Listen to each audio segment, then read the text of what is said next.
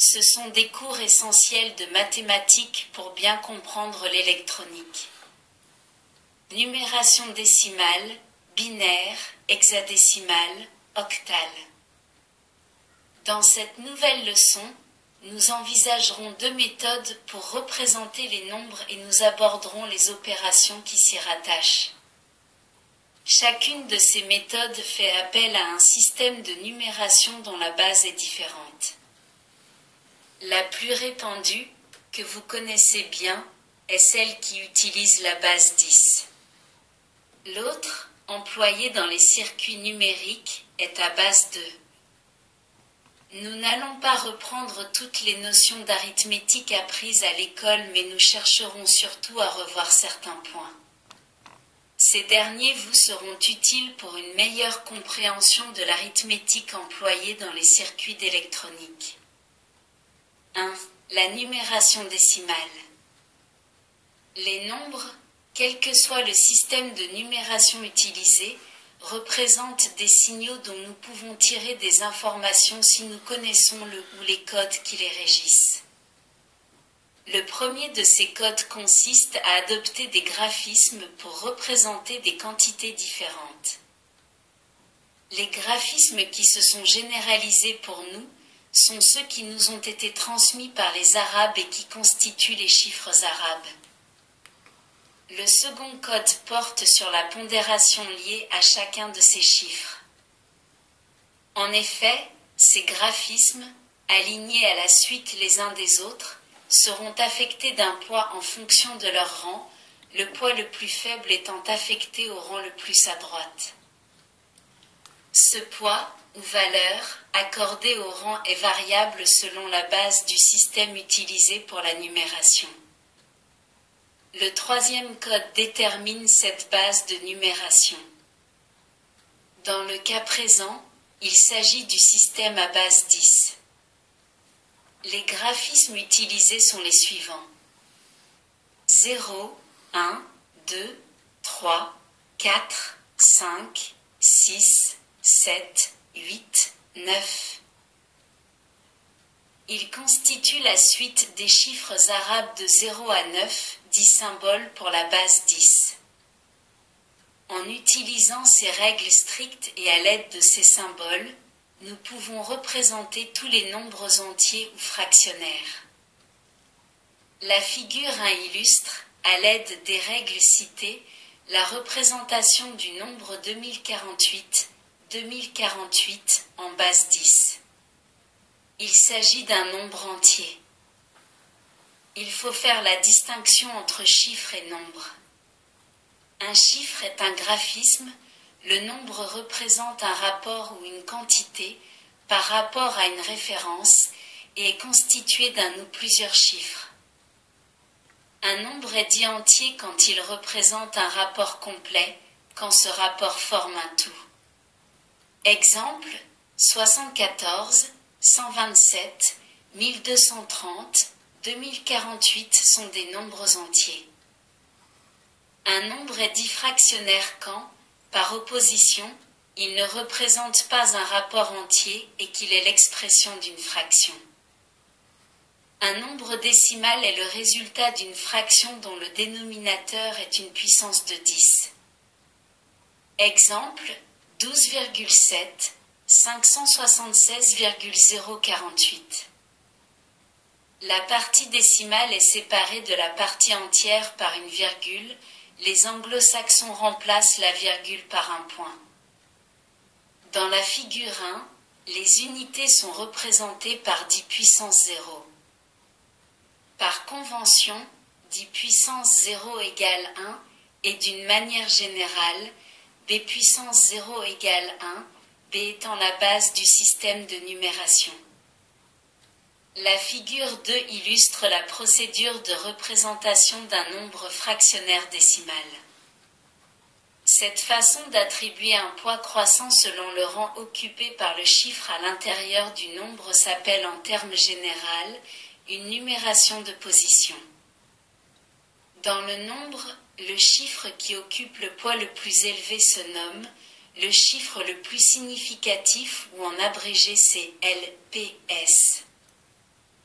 À l'opposé, celui qui occupe le rang le plus faible se nomme le chiffre le moins significatif ou c'est LMS. La virgule décimale se place entre les puissances positives et les puissances négatives de la base. Cette limite sépare la partie entière de la partie fractionnaire. Le déplacement de cette virgule d'un rang vers les puissances positives de la base correspond à une division du nombre par la base.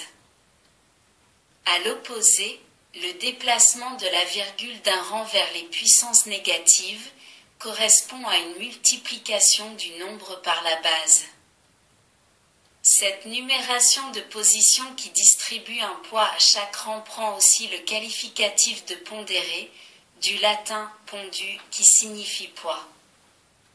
Le système de numération à base 10 est un cas parmi bien d'autres, car nous pouvons utiliser d'autres bases pourvu que celle que l'on choisit soit un nombre entier au moins égal à 2.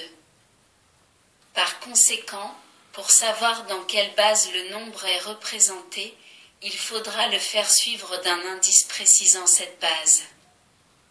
Exemple. 1024, 10, représente le nombre 1024 en base 10. 1002 représente le nombre 1, 0, 0, 0 en base 2. Ce nombre correspond à 8 en base 10. Dans les relations humaines, nous n'utilisons pratiquement que des nombres en numération décimale et de ce fait, l'indice précisant la base disparaît. Il faut noter également qu'un nombre représenté dans un autre système, autre que la base 10, ne doit pas être prononcé de la même manière, mais en énumérant, du poids le plus fort vers le poids le plus faible, chaque chiffre ou graphisme constituant ce nombre. 2. La numération binaire. Ce système reprend les mêmes règles que la numération décimale. Comme son nom l'indique, il est fondé sur deux valeurs représentées par les graphismes suivants, 0, 1. La numération à base 2 utilise, pour la représentation des nombres, la position occupée par le chiffre dans le nombre et accorde à cette position un poids défini préalablement. Nous retrouvons les 3 points principaux utilisés aussi en décimale, c'est-à-dire le graphisme, la pondération, la base de numération. La numération à base 2 est, dans ce genre de représentation des nombres, le système le plus simple, donc celui que la machine pourra le mieux interpréter car il ne comporte que 2 symboles. Par contre, il ne présente pas un grand avantage en ce qui concerne la contraction dans la figuration des nombres. Exemple, 19 en décimale s'écrit en binaire, c'est-à-dire en base 2, 1, 0, 0, 1, 1. Cette même quantité est représentée par 2 graphismes en base 10 alors qu'il en faut 5 en base 2. La figure 3 illustre la représentation des nombres en numération pondérée à base 2. Pour trouver l'équivalent décimal du nombre binaire 1, 0, 1, 1, 0, 1, de l'exemple de la figure 3, on prélève, pour chacun binaire, la valeur décimale du poids occupé par le rang de chacun de ces chiffres. On additionne ensuite chaque résultat partiel. Cette somme correspond au nombre décimal équivalent. Dans ce cas, 2 puissance 5, plus 2 puissance 3, plus 2 puissance 2, plus 2 puissance 0, soit 32, plus 8, plus 4, plus 1, égale 45. Le nombre décimal 45 est l'équivalent du nombre binaire 1, 0, 1, 1, 0, 1. La base constitue en quelque sorte un récipient. Pour mesurer une quantité donnée, plus le récipient est grand, plus le nombre de récipients comptabilisant ou contenant cette quantité sera faible. Ainsi, si l'on n'utilise que 4 rangs ou poids différents. En base 2, on pourra compter de 0 à 15, 10, le 10 indique décimal, 2, 0 à 1111, 2, le 2 indique le nombre binaire, alors qu'en base 10, on pourra compter de 0 à 9999, 10. Dans les systèmes numériques, on est amené à transformer du binaire en décimal ou inverse. Pour cette opération inverse, on peut utiliser également le tableau de la figure 3, soit à transposer le nombre 27 en son équivalent binaire. On décompose ce nombre en la somme des poids binaires, notés en décimales, contenus dans ce nombre. On transpose chacun de ces poids en binaire à l'aide du tableau, figure 3, et on effectue la somme, figure 4. 27 égale 16, plus 8, plus 2, plus 1. Une autre méthode consiste à diviser successivement par 2 le nombre décimal. Le reste de chaque division, ainsi que le dernier quotient, constitue l'équivalent binaire. Ce dernier quotient correspond au chiffre de rang le plus élevé du nombre binaire ainsi obtenu, soit à transposer 29, 10 en binaire. La figure 5 explicite cette autre méthode. Comme dans le système décimal, les nombres fractionnaires doivent être représentés. La partie entière est séparée de la partie fractionnaire par une virgule.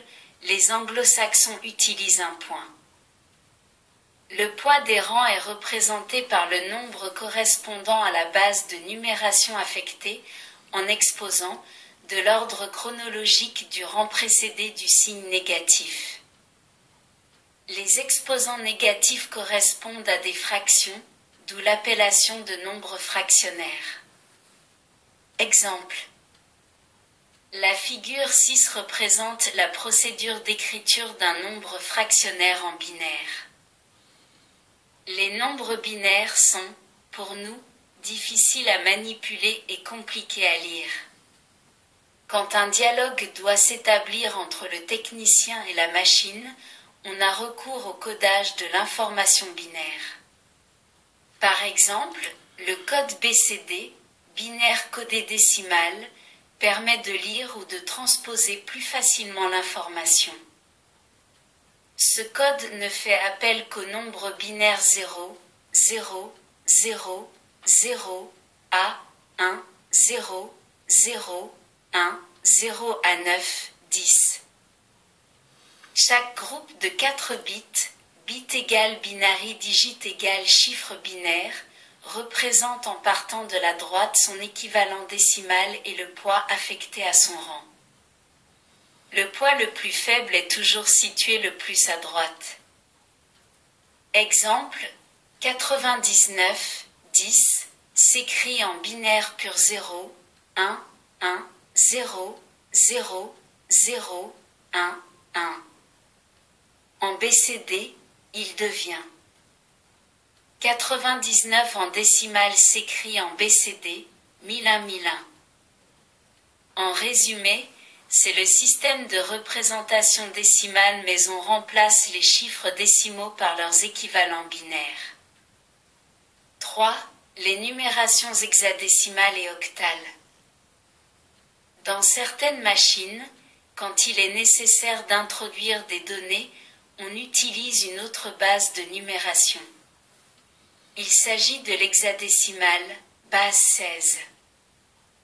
La figure 7 donne l'équivalence pour les 32 premiers nombres entre le décimal, le binaire, l'hexadécimal et l'octal. En hexadécimal, les graphismes utilisés sont au nombre de 16. Ce sont 0, 1, 2, 3, 4, 5, 6, 7, 8, 9, A, B, C, D, E, F. Cette notation simplifie la représentation des nombres. Les erreurs, lors de la transposition des informations du technicien, hexadécimal, à la machine, en binaire, sont considérablement réduites. Ceci nécessite, à l'intérieur de la machine, un système de traduction de l'hexadécimal en binaire, et inversement, car si les circuits numériques peuvent interpréter plusieurs langages, elles pensent en binaire.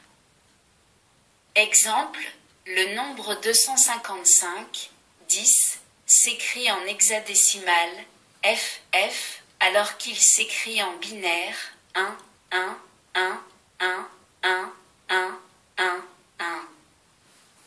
On évite ainsi l'écriture d'un grand nombre de graphismes, supprimant par là les erreurs d'inattention. En continuant dans cette voie, il suffit que l'interpréteur soit à même de comprendre un langage proche du langage parlé et le dialogue avec la machine se simplifie considérablement. C'est l'orientation qui est donnée depuis quelques années déjà pour les ordinateurs et les langages dits évolués. La numération à base 8 est aussi utilisée en électronique numérique, on la désigne sous le vocable octal. Les graphismes que cette numération utilise sont les suivants. 0, 1, 2, 3, 4, 5, 6, 7. La représentation des nombres dans cette numération s'effectue de la même manière que pour celle décrite précédemment, elle utilise la numération de position. Nous allons nous attarder un peu sur ces codes et prendre un exemple. Soit à transposer le nombre décimal 99 en binaire, octal puis hexadécimal. Pour transformer un nombre décimal en binaire pur, il faut décomposer ce nombre en puissance de 2. Reportons-nous à la figure 8 qui regroupe les puissances de 2, de 0 à 20. Nous allons chercher quelle est la plus grande puissance de 2, comprise entièrement et une fois dans le nombre décimal. 2 puissance 7 égale 128 n'est pas contenu dans 99. 2 puissance 6 égale 64 est contenu dans 99. Mais 64 ne correspond pas entièrement à 99, il y a un reste, 99 moins 64 égale 35. Nous continuons à chercher la puissance de 2 contenus dans 35. 2 puissance 5 égale 32 est contenu dans 35. Nous cherchons le reste et continuons le processus jusqu'au reste nul. 35 moins 32 égale 3. 2 puissance 1 égale 2 est contenu dans 3. Reste 3 moins 2 égale 1. 2 puissance 0 égale 1 est contenu dans 1. Reste 1 moins 1 égale 0.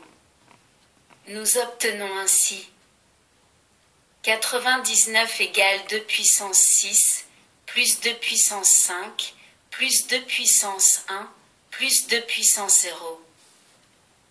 La puissance de 2 nous indique le rang correspondant au poids binaire contenu entièrement et une fois dans le nombre décimal considéré. C'est pourquoi nous placerons un 1 binaire à l'endroit du rang indiqué en exposant, voire figure 3.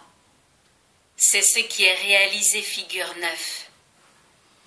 Nous venons de transposer un nombre décimal en son équivalent binaire. Pour passer du décimal à l'octal, il est un moyen simple qui consiste à passer par le binaire. Le nombre binaire, équivalent du nombre décimal, que l'on désire transformer, est scindé par tranches de 3 chiffres en commençant par la droite. Chaque groupe de 3 chiffres représente un nouveau nombre. Chacun de ces nombres est transposé en autant de chiffres en octal, l'ensemble de ces chiffres constituant le nombre octal équivalent. Le fait d'ajouter 2 zéros en tête du nombre binaire ne change rien au nombre. Pourquoi scinder le nombre binaire en tranches de 3 chiffres? Parce que la base 8 correspond à une puissance entière de 2, donc de la base 2, en effet, 8 égale 2 puissance 3. Dans la base 8, les graphismes ou chiffres que l'on peut attribuer au rang vont de 0 à 7. Pour obtenir ces chiffres en binaire, il faut disposer de 3 rangs.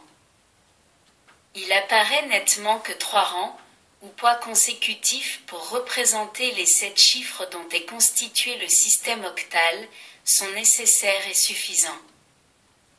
Pour transformer un nombre décimal en un nombre hexadécimal, on utilise la même méthode qui consiste à passer par le binaire.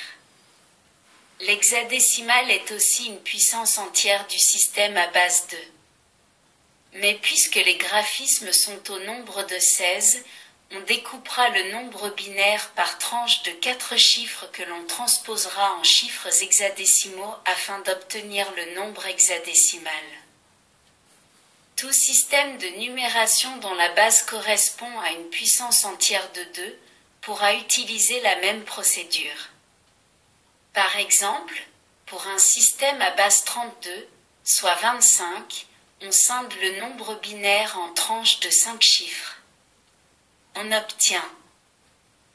Regroupons nos résultats 99, 10, 1, 1, 0, 0, 0, 1, 1, 2, 143, 8, 63, 16, 33, 32. Dans cet exemple, le nombre hexadécimal ne comporte pas de lettres. Nous avons vu à la figure 7 que ce système au-delà de 9 comportait les lettres A, B, C, D, E, F. Ces lettres sont indispensables car il n'y a pas de chiffre prévu dans ce cas.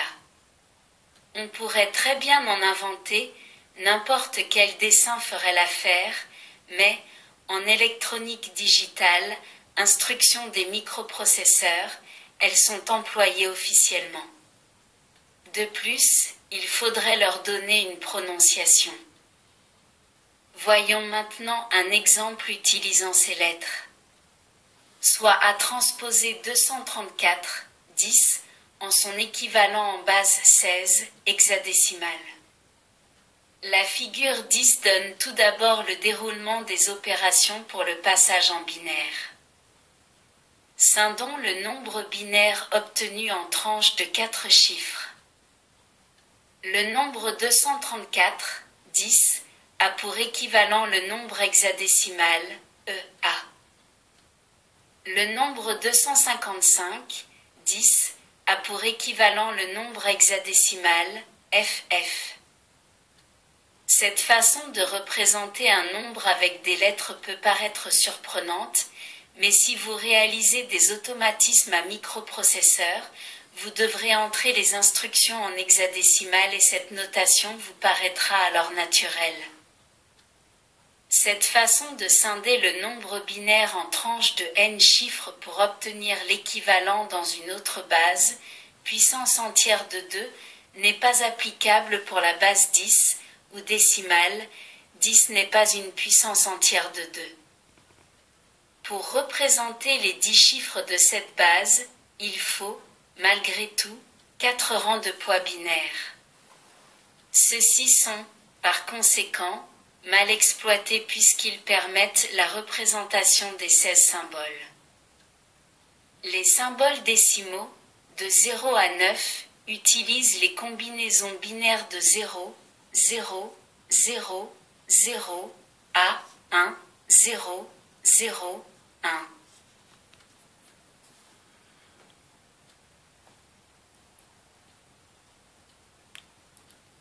Merci de votre écoute.